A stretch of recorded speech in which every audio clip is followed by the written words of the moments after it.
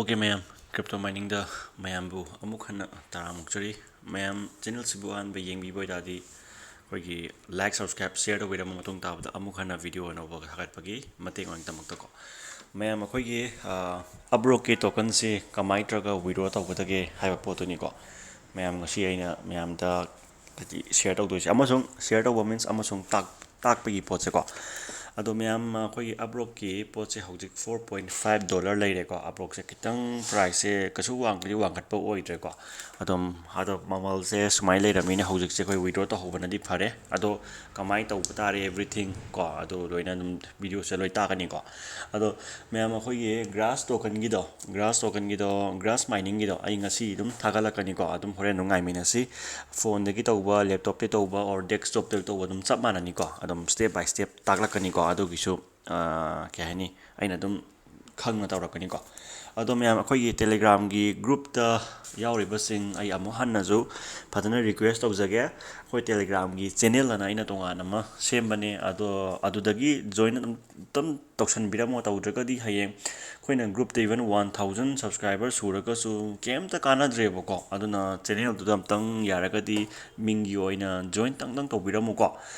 kitang channel du da hayeng mai monetize tawba yanabagi angkani ko aina haijai se ma'am da ko adum tangdi koi crypto mining gi community dai taraga punam tang join tawsannabo ko amtang honabiyo ko ma'am ko link chu makha dum pijaramage hojik aikoina withdraw tawge hairagadi masigi potse ko akoina sumaina koina browser amage sango nangna chrome gumba haitare ko chrome gumba sangani chrome da sumaina uprock ana sango uprock.com ana sango ko uprock.com sango sumain thogla ani boko sumain thogla ani aduga si khallo aduga koina launch app mana koina sumaina khallo ko launch app khalla ka ta koina email do melo nangi email melani sign in khalla matungda email da nangi OTP mala amane bako hairiba OTP si nangna copy tawsalo OTP se ko copy tawro matungda sida koina menjelani ko adu continue melani continue mel pe hek loiraga mathanda ungarni ko satkharani aduga login tara koina wallet na chalani ko wallet na chalani nang stake to gesu yai ko adu stake to haibadi ai hiding de ko apa mani ado ai ji leiba token si WEN su yaure WEN sina hayeng wanga kanda lamphok charage ko wanga kanda ai lamphok charage WEN se ko aduna hojiki oina di kano leire ko hojiki oina di akoigi potche si leire ko da koina kamai tawgani haiba matamda withdraw na mekani ko withdraw se me matamda akoina token si select tawdoini ko token si khalani aduga koina max arani adu token address se akoina ngasagi solana gi address to adu happy gani ko adu koina kamai hapkani ha matam solana address se yengasi sida phantom khalani phantom khalaga simelani ko simelaga phantom si load to hollo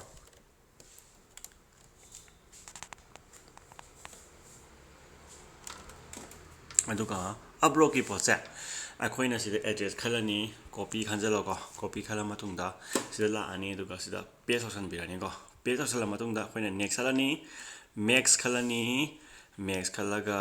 next alani ko amount se manga logani hai ko aduga enter the code from your authentication app hai ko ad google gi authentication app to akoina sida hapani ba ko akoina sida hapani google gi ko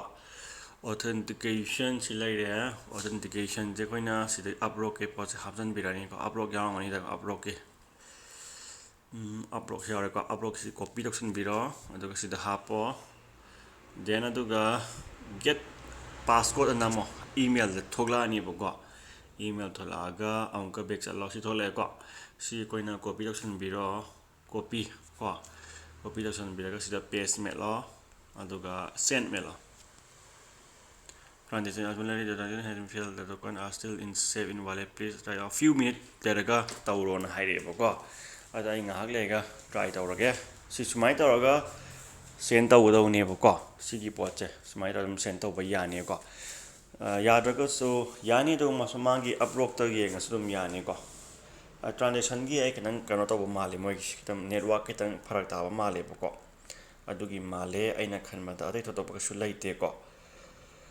ꯑꯗꯨꯒꯤ ꯊꯣꯏꯗꯣꯛꯄ ꯀꯩꯁꯨ ꯂꯩꯇꯦ ꯑꯩꯅ ꯈꯟꯕꯗꯗꯤ ꯑꯃꯨꯛꯀꯁꯨ try ꯌꯦꯡꯒꯦ ꯃꯁꯥꯒꯤ ꯑꯦꯞꯇ ꯌꯦꯡꯒꯦꯀꯣ ꯑꯝꯇ ꯃꯁꯥꯒꯤ ꯑꯦꯞꯇ ꯑꯝꯇ ꯌꯦꯡꯒꯦ ꯂꯥꯁ ꯑꯣꯏꯅ ꯁꯤ ꯅꯦꯠꯋꯥꯛ ꯁꯤꯁꯇꯦꯝꯒꯤꯅꯦꯕꯀꯣ ꯃꯃꯥꯡꯗꯁꯨ ꯌꯥꯕ ꯌꯥꯗꯕ ꯁꯨꯃꯥꯏꯅ ꯇꯧꯕ ꯑꯗꯨꯝ ꯂꯩꯕꯅꯦꯕꯀꯣ ꯀꯩꯁꯨ ꯊꯣꯏꯗꯣꯛꯄ ꯑꯔꯨꯕꯗꯤ ꯅꯠꯇꯦꯕ ꯁꯤ ꯄꯣꯠꯁꯦ ꯑꯣꯊꯦꯟꯇꯤꯀꯦꯁꯟ ꯁꯤ ꯂꯩꯔꯦ ꯑꯞꯂꯣꯗꯀꯤ ꯂꯣꯏꯗꯣꯔꯦ ꯑꯝꯇ ꯂꯣꯏꯍꯟꯈꯤꯁꯦꯀꯣ ꯑꯞꯂꯣꯗꯀꯤ ꯁꯤ ꯂꯩꯔꯦ ꯑꯗꯨꯒ ꯅꯧꯅ ꯂꯧꯁꯤꯀꯣ ꯑꯞꯂꯣꯗꯁꯦ ꯑꯞꯂꯣꯗ ꯅꯧꯅ ꯂꯧꯔꯦ ꯂꯩꯔꯦ ꯑꯣꯊꯦꯟꯇꯤꯀꯦꯁꯟꯁꯦ ꯄꯦꯁ ꯇꯧꯁꯜꯂꯦ ꯁꯦꯟ ꯇꯣꯀꯟꯀꯣ ꯏꯟꯇꯔꯅꯦꯜ ꯁꯔꯚꯔ ꯏꯔꯔꯅ ꯍꯥꯏꯀꯣ ꯃꯁꯥꯒꯤ ꯑꯣꯏꯔ ꯃꯥꯜꯂꯦ ꯁꯤꯗꯤꯀꯣ ꯁꯤ ꯑꯗꯨꯝ ꯍꯣꯔꯦꯟ ꯌꯥꯖꯔꯛꯑꯅꯤꯀꯣ ꯌꯥꯕꯒ ꯑꯗꯨꯝ ꯍꯣꯔꯦꯟ ꯑꯗꯨꯝ ꯌꯥꯅꯤ ꯃꯁꯥꯒꯤ ꯏꯟꯇꯔꯅꯦꯜ ꯁꯔꯚꯔ ꯏꯔꯔꯒꯤꯅꯤꯀꯣ ꯃꯁꯥꯒꯤ ꯁꯔꯚꯔꯒꯤ ꯑꯣꯏꯅ ꯏꯔꯔꯅꯦꯕ ꯁꯤꯗꯤꯀꯣ ꯌꯥꯗꯕ ꯀꯩꯁꯨ ꯂꯩꯔꯣꯏ ꯁꯨꯃꯥꯏꯅ ꯇꯧꯔꯒ ꯑꯗꯨꯝ ꯇꯧꯔꯅꯤ ꯑꯗꯨꯒ ꯍꯥꯏꯔꯤꯕ ꯅꯪꯒꯤ ꯐꯦꯟꯗꯝ ꯋꯥꯂꯦꯠꯇ ꯆꯪꯉꯝꯃꯅꯤ ꯆꯪꯉꯛꯑꯀꯥꯟꯗ ꯅꯪ ꯐꯦꯟꯗꯝ ꯋꯥꯂꯦꯠꯇꯒꯤ ꯑꯃꯨꯛ ꯀꯟꯚꯔꯠ ꯀꯃꯥꯏꯅ ꯇꯧꯒꯗꯒꯦ ꯍꯥꯏꯕꯗꯣ ꯑꯗꯨꯝ ꯅꯦꯛꯁ ꯚꯤꯗꯤꯑꯣꯗ ꯉꯥꯏꯃꯤꯟꯅꯁꯦꯕꯀꯣ